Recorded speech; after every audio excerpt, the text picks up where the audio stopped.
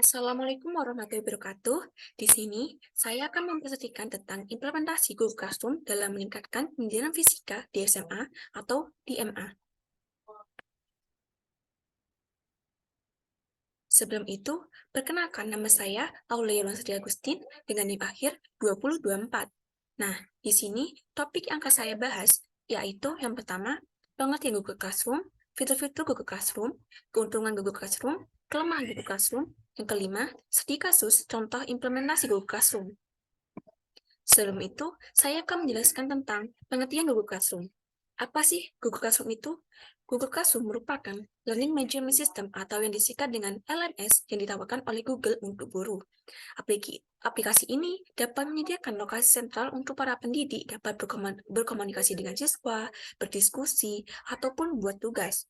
Nah, di dunia yang semakin digital, Google Classroom dapat membantu memfasilitasi pembelajaran online bagi pembelajar digital saat ini. Selanjutnya, fitur-fitur di Google Classroom. Nah, fitur-fitur Google Classroom ini ada apa saja sih? Yaitu yang pertama, pengiriman tugas dan penilaian.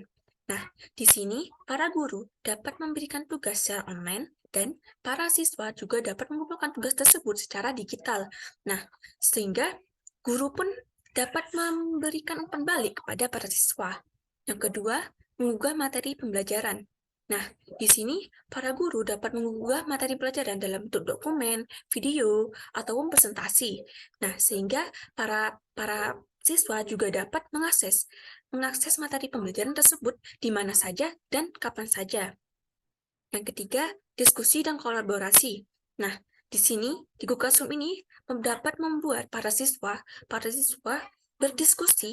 berdiskusi dengan para guru ataupun dengan antar siswa. Yang keempat, jadwal dan pengingat.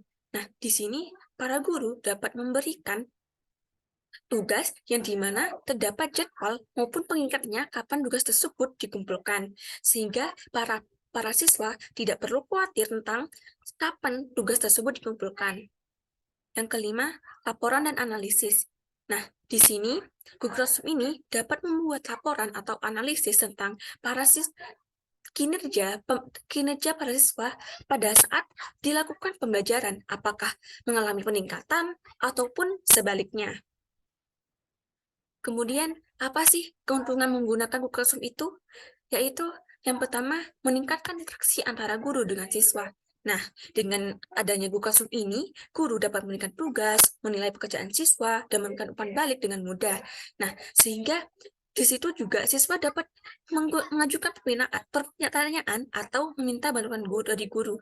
Nah, sehingga dari hal tersebut dapat membuat interaksi antara siswa dengan guru juga meningkat. Yang kedua, pengasipan digital.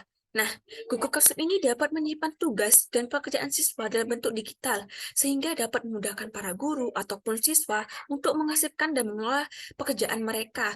Nah, sehingga para siswa juga dapat mengakses tugas dan materi pembelajaran yang sudah dilakukan. Yang ketiga, mudah digunakan. Nah, Google Classroom ini mudah digunakan dan memiliki antar muka yang intuitif, sehingga siswa dan guru dapat dengan mudah mengakses materi pelajaran dan tugas. Yang keempat, kolaborasi yang lebih mudah. Nah, Google Classroom ini dapat memungkinkan siswa bekerja sama dalam tugas maupun proyek. Nah, sehingga dapat memberikan kesempatan untuk berbagi gagasan ataupun pemikiran antara satu sama lain. Yang kelima, mudah diakses dari mana saja. Nah, Google Classroom ini dapat diakses dari mana saja dan di mana saja, asalkan terdapat koneksi internet. Jadi, ini dapat memudahkan para siswa ataupun guru untuk mengakses materi pelajaran ataupun tugas.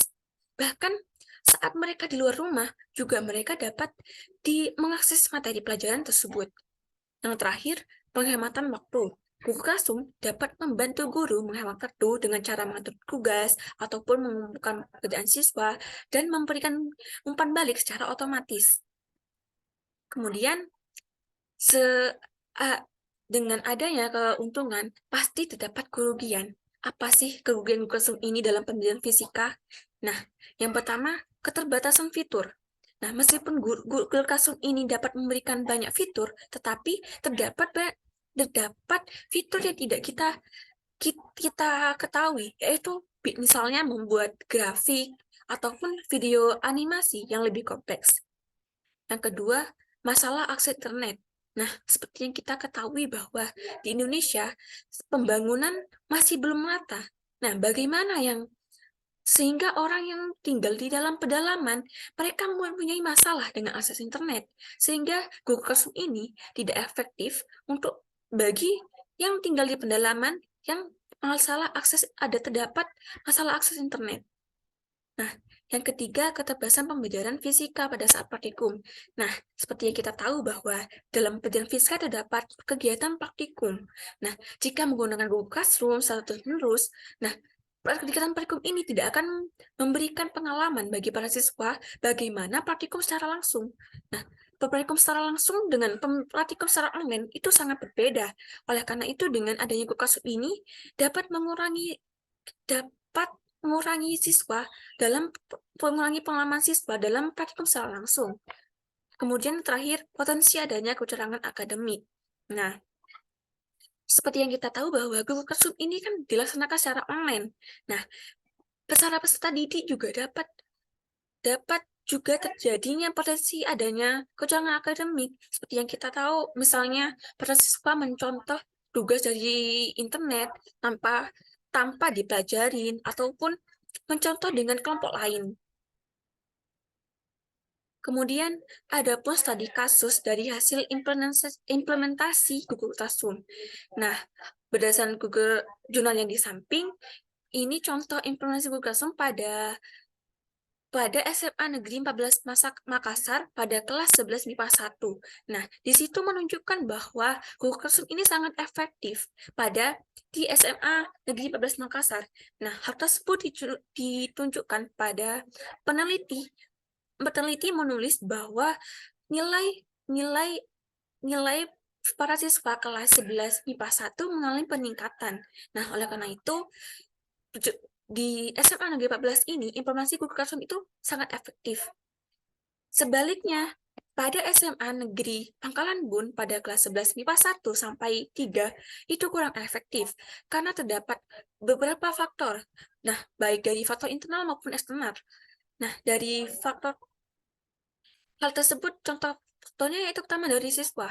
Nah, siswa tersebut pada kelas 11 MIPA 1 sampai 3 kurang kurang kurang keaktifannya dalam pembelajaran dilakukan Google Classroom. Oleh karena itu pembelajaran Google Classroom ini pada Pangkalan Bun SMA Negeri Pangkalan Bun di kelas 11 MIPA 1 sampai 3 kurang efektif. Nah, sekian presentasi dari saya. Terima kasih. Wassalamualaikum warahmatullahi wabarakatuh.